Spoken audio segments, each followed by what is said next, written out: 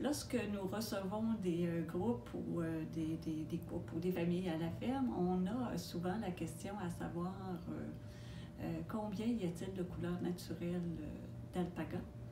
Alors aujourd'hui, bien, je vais vous répondre avec grand plaisir. D'abord, vous dire que je m'appelle Linda et avec mon conjoint Jean, on est copropriétaire de la ferme Alpaga Select. On est situé à Lévis.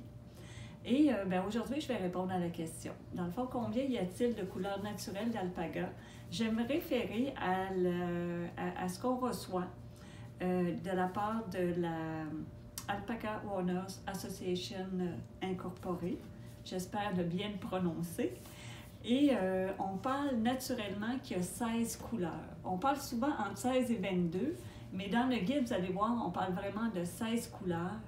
Du plus pâle jusqu'au plus foncé. Fait que ça va passer par des teintes de brun, ça va passer par des teintes de gris et également un genre de rose gris qu'on appelle un rose gris qui est disponible également, ainsi qu'on va aller jusqu'à du brun foncé, jusqu'à du noir, vraiment très très noir. C'est l'association qui a sorti ces couleurs-là. Donc, souvent, les éleveurs vont travailler avec cette charte-là. Et ça nous permet d'identifier justement la bonne couleur de l'alpaga en fonction du modèle qu'on retrouve ici.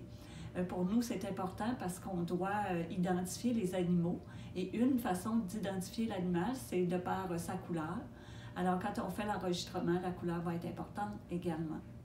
De plus, je dois vous dire que de façon générale, naturellement, on va retrouver les animaux plus dans la première partie, c'est-à-dire dans du blanc cassé, du beige, du faune.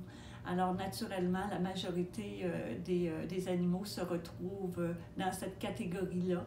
Et pour avoir des couleurs, bien là, c'est un travail vraiment demandant pour l'éleveur de faire en sorte d'aller chercher des couleurs qu'il désire avoir au sein de son élevage.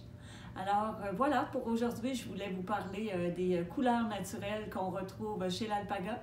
Alors reconnu ici, on voit qu'il y en a 16 c'est ce que la majorité des éleveurs vont utiliser comme charte de travail pour identifier la couleur de ces alpagas. C'est toujours possible de nous suivre pour avoir plus d'informations sur les alpagas ou sur la ferme, soit sur Facebook, sur Instagram ou encore notre chaîne YouTube.